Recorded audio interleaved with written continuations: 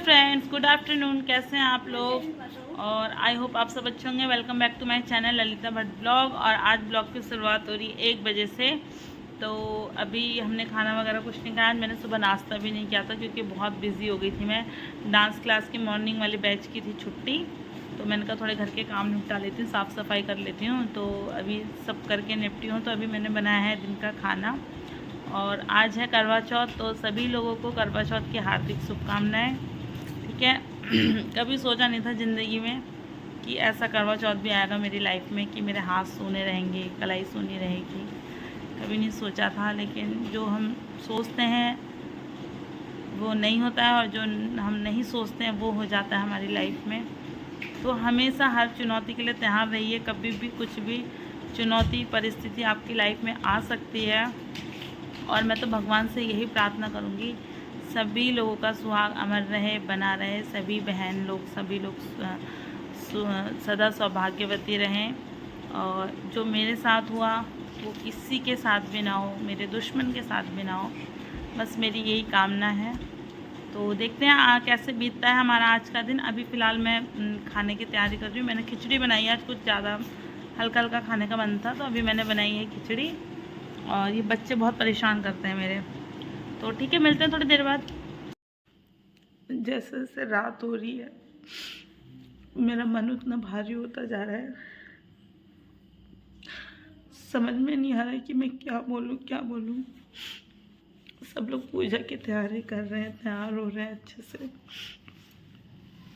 मेरे हस्बैंड भी मुझसे कहते थे तो बिल्कुल तैयार नहीं होती, मेकअप नहीं करती है, आज तो अच्छे से तैयार हो जा। पिछली बार मुझसे बोले तो बहुत अच्छे से तैयार होना, बच्चों से परेशान रहती थी, तबीयत ठीक नहीं रहती है, तो अच्छे से तैयार हो जाना, बहुत अच्छे से होना। मैं बच्चों को लेके बाहर जाता हूँ, पूरा खाना बनाती थी, इतने प्रकार का खाना बनाती थी, खीर, पूड़ी, 2-2 सब्जियाँ, रायता, पुए, सारा कुछ खाना में बनाती थी अकेले। सारा कुछ करती थी। छत में गई थी मैं, सब लोग पूजा कर रहे थे तो बहुत याद आई मुझे उनकी। मेरे से कहते बार बार चांद देखते थे, कहते थे मोटी तुझे प्यास लग गई होगी, मैं तुझे पानी पिलाऊंगा, चांद आ गया, जल्दी चल जल्दी चल, सब काम छोड़, पहले तो पानी पिएगी। इतना कुछ करते थे। ये चुन्नी उन्होंने मुझे गिफ्ट करी थी शादी से पहले। मैं उनसे कहती थी तुम मुझसे शादी नहीं करोगे, तो मेरे से कहते थे ये मेरी निशानी है, मैं तेरे को सबूत दे रहा हूँ कि मैं तुझसे शादी करूँगा, पक्का करूँगा शादी। उन्होंने मुझे ये चुन्नी गिफ्ट करी थी। मैंने सारा सामान तो नदी में बहा दिया, पर जो उन्होंने मुझे बिछुए दिए थे वो और ये चुन्नी, ये मैंने नदी में नहीं बहाई, ये मैंने उनकी निशानी संभाल के रखी और मैं इसको मरते दम तक संभाल के रखूँगी। मरते दम तक मैं इसको संभाल के रखूँगी। नहीं पता था कि ऐसा दिन भी आएगा कि चुन्नी मेरी रखी रह जाएगी।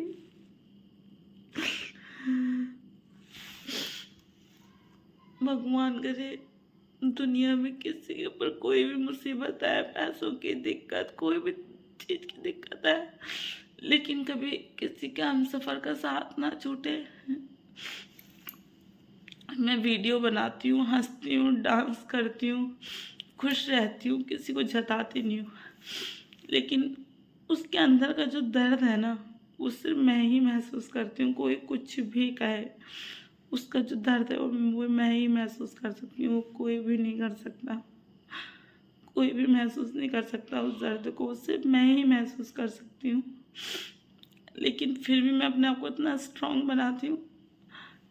इतने दिन से मैं ये सोच रही थी सब त्योहार तो चले गए, इतना मुझे फील नहीं हुआ, लेकिन मैं करवा चौथ वाले दिन क्या करूँगी, उस दिन का तो मैं इतने अच्छे से इंतजार।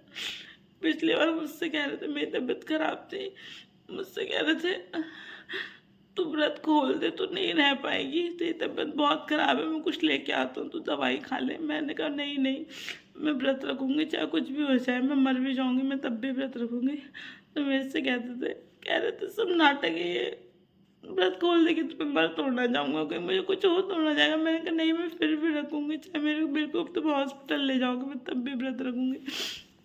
मैंने तब भी रखा अपने सच्चे दिल से, लेकिन भगवान से हमारा प्यार देखा नहीं गया और नज़र लग गई हमारे प्यार को, दोनों के प्यार को नज़र लग गई, बहुत बुरी नज़र लग गई, पता नहीं किसकी।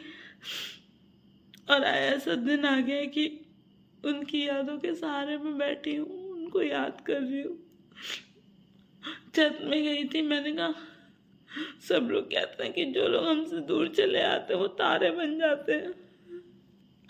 मैंने सोचा मेरे सोना के पापा मुझे तारा बन के देख रहे होंगे वहां से, कि मैं कितनी परेशान हूँ, कितना रो रही हूँ मैं।